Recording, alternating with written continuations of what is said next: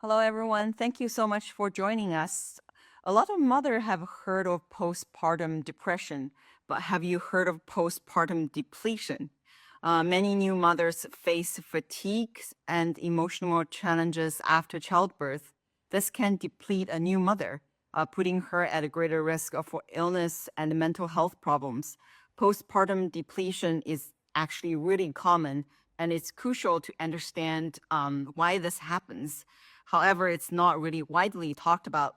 And that's why we're so glad to chat on IG Live today with Roxanne Woods, a health consultant and coach. During this live, we're going to discuss a sign of postpartum depletion, how long it takes for a new mother to bounce back, things to do instead of stepping on the scale, and so much more.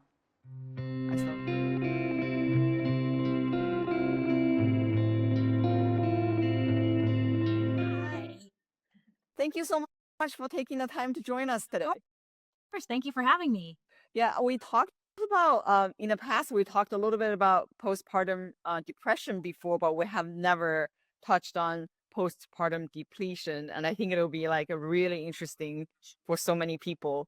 Uh, but before we start, like, tell us a little bit about yourself and then how you became a health consultant and coach. Okay, yeah. So I have worked as a health coach now for close to 7 years. I started at a clinic, a chiropractic clinic, and kind of headed their health coaching weight loss program, actually. And that really got me into health coaching. But what I loved about it was that it really was full body lifestyle encompassing. So it's very much my style has always been about looking at our nutrition, our lifestyle, movement, the full picture, not ever just like one factor. And I loved that about the health coaching. And then when I became a mom, I learned so much more about pregnancy and postpartum and how there's so much to that. And I feel like that there's such a gap when it comes to like proper nourishment and proper healing when it comes to being a mom. And so that is kind of what dove me into or gave me this next step, was to look into and get more certifications in really looking at pregnancy and postpartum nutrition and how to really hone in on that. Because like you said, I don't think very many people ever talk about it. And that is what I'm trying to do, is talk about it more to have people understand that it is a thing, and it's motherhood is the best thing ever, but we also need to treat it as a new journey and a new step in your life, and not act like that things haven't changed in our lives and our bodies. Absolutely. So a lot of your content is about nourishment, which is echoing exactly what you just said, and even in your like IG handle. So what does nourishment mean to you, and like why is it so important for new mothers? Yeah. So yeah, I've kind of taken on that. Everything that I do, I try to bring back to nourishment, because I think it does have such a big factor when it comes to our health and our well-being. And so for me, nourishment is all factors of nourishing your body with good nutrition, nourishing your soul with good things, and nourishing your mind with good things. And so it's not a super restrictive way of living either, because I don't feel like that's sustainable. So I do talk with especially clients a lot of the time of when they're looking at the decisions that they're making in their day-to-day life, like, are you doing this to nourish yourself, whether it is your body or your soul? And sometimes that is a treat, or it's doing things that aren't like quote unquote your typical healthy thing, but it's good for the soul. And so finding that balance. And so for me, nourishment is all of those things, but really looking at your food and your body and your mind. I also feel like a nourishment just feels like warm Yes. and cozy and very like fostering and a very like tolerant, like encompassing everything. It just like embracing. There's like so many things in this world just makes you feel so good. I agree.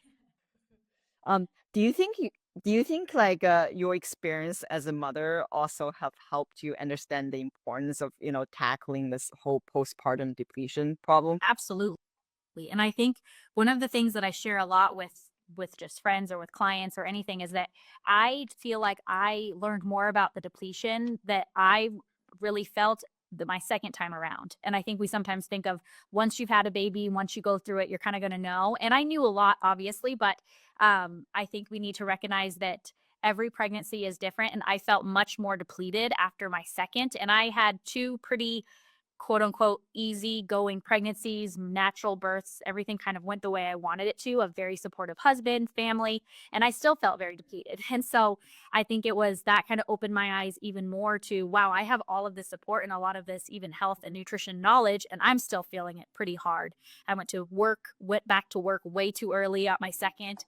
And so I think it just that opened my eyes up a lot and recognized, and for me, I recognize that if I feel this way, that I know a lot of other moms feel this way. And I know there is that gap in healthcare and with support with moms with newborns and beyond with how to best kind of take care of themselves. So yeah, becoming a mom transformed that hugely for me.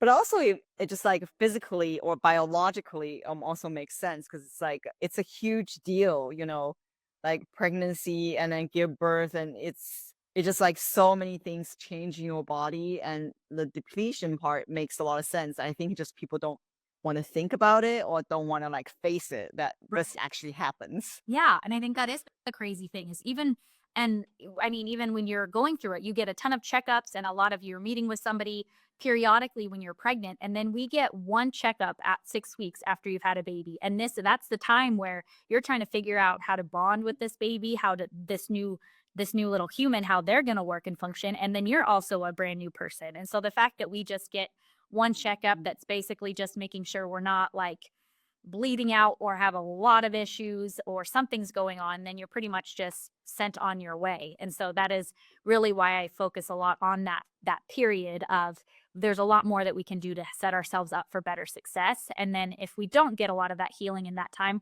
we still can address that later on. And that's why I think postpartum is kind of misconstrued of how much time that really is and how much time you can really heal past the initial 6 weeks too. So, we kind of mentioned like postpartum depletion so many times. Like, what is it exactly?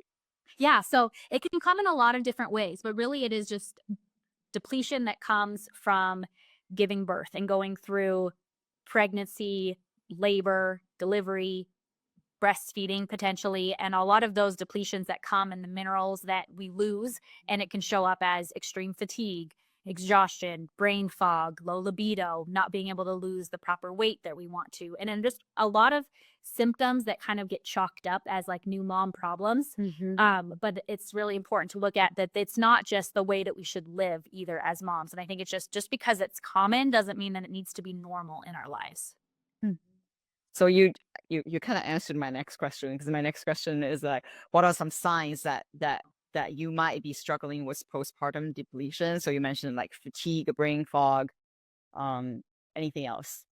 Yeah, so, mood swings are another big one, so I hear that a lot of just kind of having either and of course, there's going to be those times where there is kind of baby blues, or if you do have postpartum depression, that is more amplified, and so I do always encourage if it gets to that point, that is when you should see a therapist or talk with somebody, but nutrition does have such a huge factor on that well-being too, so I always love to work with somebody who is on the cusp of that or works Hmm. coincidentally with the therapist because again, this is all about our whole body and our mind and our spirit and diving in a little bit more with what your lifestyle is looking like right now too. I also feel like there's also a gap, sort of a differences between the Western culture and the Eastern culture. So I'm Chinese, and I have always heard this postpartum period, at least for the first month, is like extremely important, not just for the baby, but especially for the mom.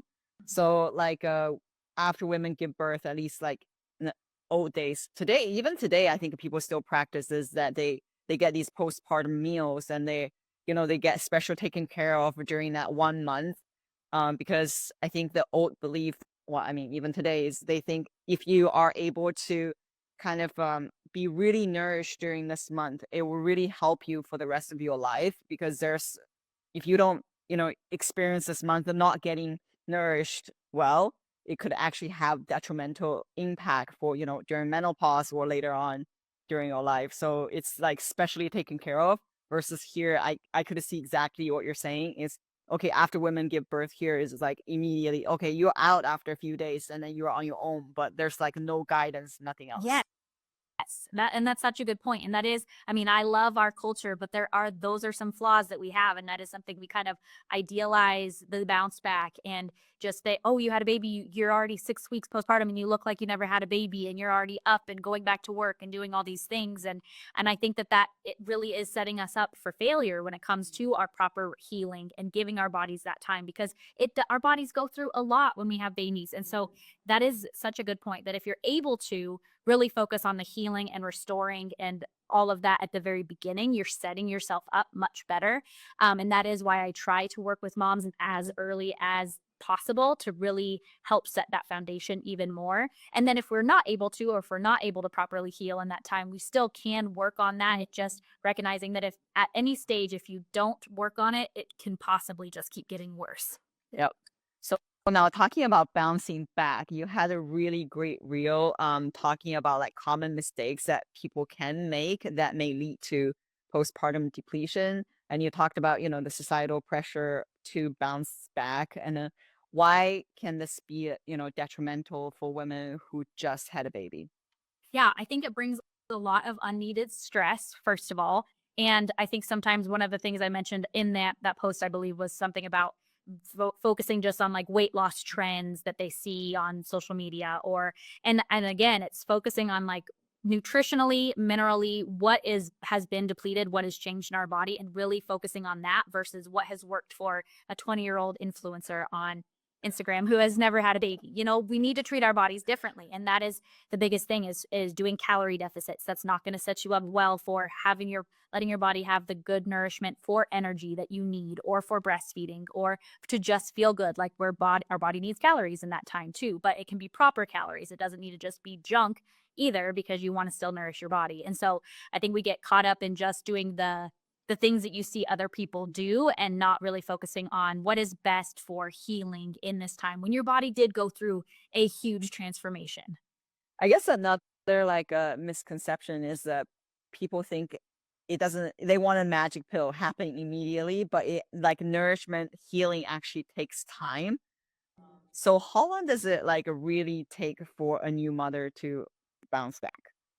Yeah. So I would never really give a timeline on that because I really truly believe that there should be no focus on bouncing back. And that doesn't mean that there should be no focus on taking care of yourself. And I think sometimes we get on two ends of it. It's either like, I'm going to bounce back to get my pre pregnancy genes, or I'm just not going to take care of myself at all. And I try to find that happy medium of just because you're not trying to bounce back doesn't mean that you're not trying to take care of yourself, but instead nourishing the new you and recognizing that your priorities have changed, your time has changed, your body has changed, mentally you might change, and that is all a good thing. And like I've said, the transformation of becoming a mother, I think, is the best thing ever. But you want to treat it as it is something and not ignore that you're a different person now. And so you still want to feel good in your body. You want to fit in clothes that make you feel good. You want to have that confidence, and really focusing on that's really what the focus should be, not bouncing back to who you used to be. 100%. Now let's get into the actionable part. So, in order to properly bounce back and then be nourished, like Yes. what mineral are like crucial for a new mother, and what are some of the best sources of these minerals? Yeah. So something that I love doing with moms, and with any client that I work with, is kind of establishing our mineral levels. And so initially, I always look at calcium, magnesium, sodium, potassium. And the best way to test for this is by doing a hair tissue mineral analysis test, an HTMA. And that provides us with so much information. But initially, I look at those first four minerals and look at the ratios between them, because that does really help us know just how your body is functioning, kind of the vitality that is functioning well with those minerals, and then looking at ways that we can help balance out your hormones, or balance out those minerals. And it all again is encompassing. So some ways to look at that is looking at what the nutrition is that somebody is consuming, replenishing a lot of the time with good electrolytes, so to be getting that good sodium and potassium back in. Daily movement, so we still want to move our bodies, detoxify in some ways, but at a good level. Like, I'm not going to tell a brand new mom to go do a hit workout, but getting outside on a walk, getting some good vitamin D, some good sunlight, that is super good for us too. Stress reduction, and really looking at what are the factors that you should be helping yourself with that stress management or finding those times, those pockets of time for yourself and also bonding with your kids. Mhm. There's a lot of different factors with that. And so that is why I love that test specifically because it tells us minerals, but also lets us know how your body is managing stress and how your body is functioning and absorbing your foods. And so it's super, super valuable and it tells us a lot about how somebody's body is really functioning. That makes so much sense. And you have a post that also says, count chemicals, not calories. Why is that? Yeah, that is something I've said for years and years and years. So even before I started doing more in the postpartum world, I've always said it for overall lifestyle coaching and especially like weight management because you see this all the time. Like somebody says to eat low fat or get the skinny so and so. And I really, really harp on the opposite of that and really just looking at what are we eating. And so when I've ever worked with a client, if they've asked me about a certain food, if it has a nutritional label, I always say, send me the ingredient list. Don't send me the nutritional label or the info Mhm. because chemicals are going to increase inflammation in our body, which causes our body internally to be more unhealthy. And if a goal is our weight loss or just to function better, we don't want to have a lot of inflammation in our body. And so we need calories. Calories are good for us. We want to look at good calories, like an avocado is Mhm. going to be high in calories and good saturated fat, but it's not going to if you're just counting calories, it would be higher on the calorie list. So, yeah, I always say that we want to focus on whole nutrient dense foods, not all of the super processed, super inflammatory chemically foods.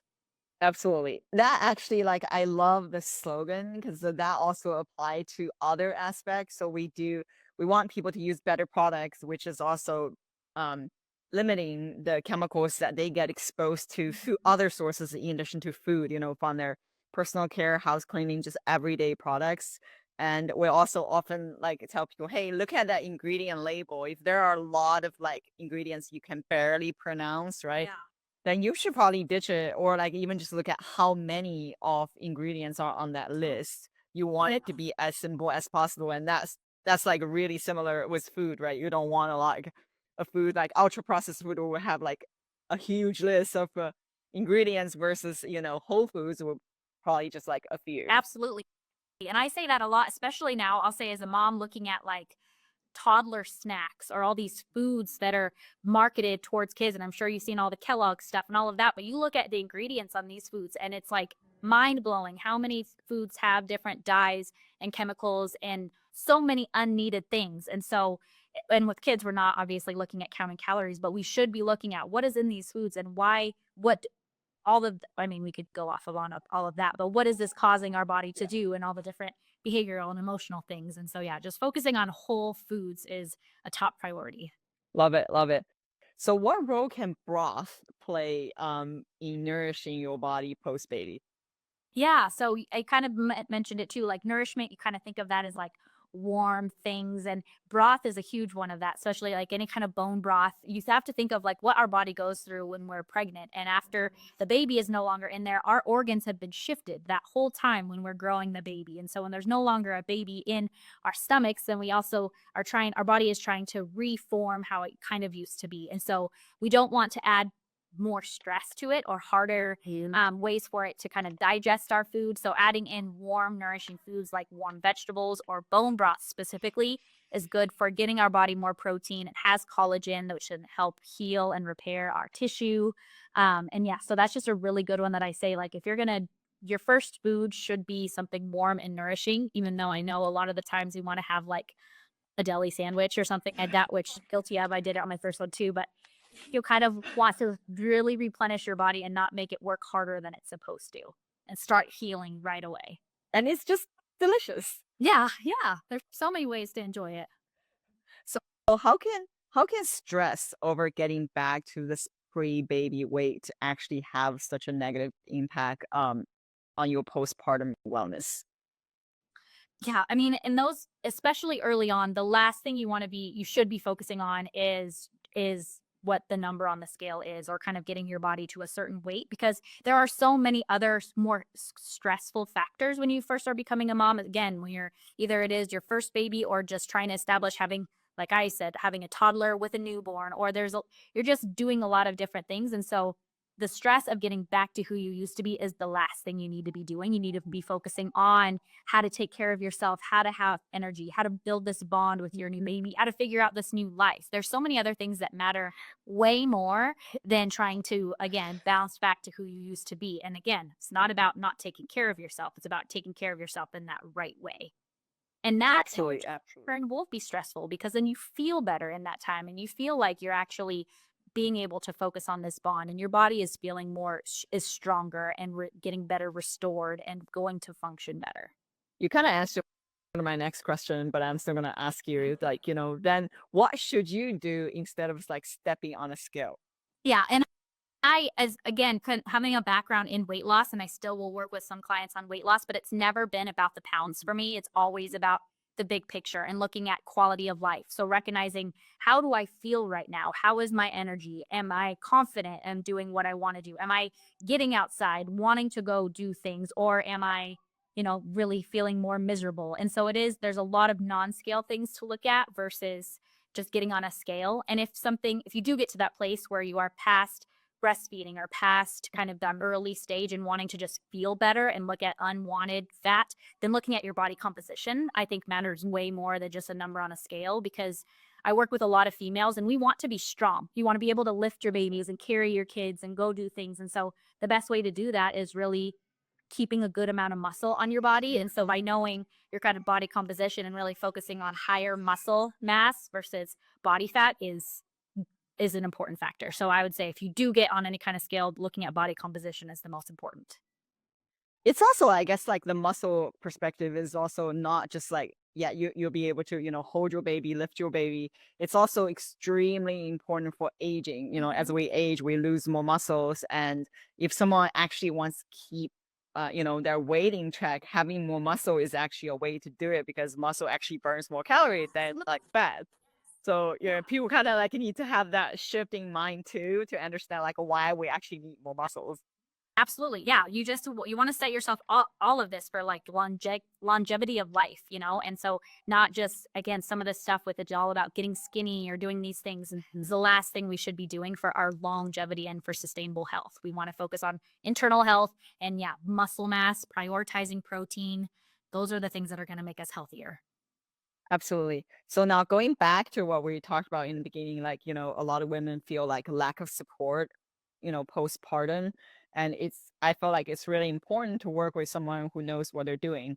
So how can someone work with you? Yeah. So I have a couple different options, but I work with anybody virtually. So in different stages of their health and really what their goals are. So pregnancy, early postpartum, and beyond. I have different programs that are designed for whatever stage of either motherhood you're at, or if you have more weight management. But one-on-one, I have mineral testing that is an option that just really does dive in so much and give us so many answers so we can really pinpoint what kind of deficiencies are there and then providing protocols from there.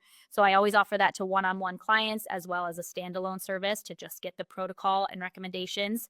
And so I do accept a limited amount of one-on-ones every month just to make sure that I'm able to provide the best care for them. But yeah, that is the best way and lots of options there to work together. How can people contact you? I have a website, nourishandnurturehealth.com. And then on Instagram here, it's nourish.and.nurture.with.rocks. I love it. I love All the it. time. No, but you got all the key stuff like nourish and nurture. I love it. I love Thank you. anything else you'd like to promote? Um, I would just say sometimes this time of year, I think it's to be really stressful and a lot of moms especially want to not think of taking care of themselves in this time. And I totally get it because I am guilty of it too, but I always know that I'm able to take care of my kids and my family the best when I'm taking care of myself, and having somebody that is there to really get to know you and support you and give you that accountability through that time is so valuable. And I've had seen the most success with people when I work with them around this time, just because I think we end up getting sicker or we just don't care about ourselves as much in the winter. And it's so important to really have that added boost. And I think working with somebody during this time is crucial. So I would just give a little encouragement there of there's never going to be a perfect time. There just never is. But any time is the right time to take care of your health. Oh, I love it. I love it. Thank you so much for sharing your knowledge today. And this is like so informational. And I think a lot of people will love it. And I encourage everyone to get in touch with Roxanne and then get started. There's no good time. Always get started. Right. It's always the right time, It's always the right time. especially if Thank you're you. pregnant right now. Yeah, If you're pregnant right now, now is especially the right time. love it. I love it. Start early. Yes. Great. Thank you so much. Yes. Thank you so much. And have a good You day. too. Bye. Bye.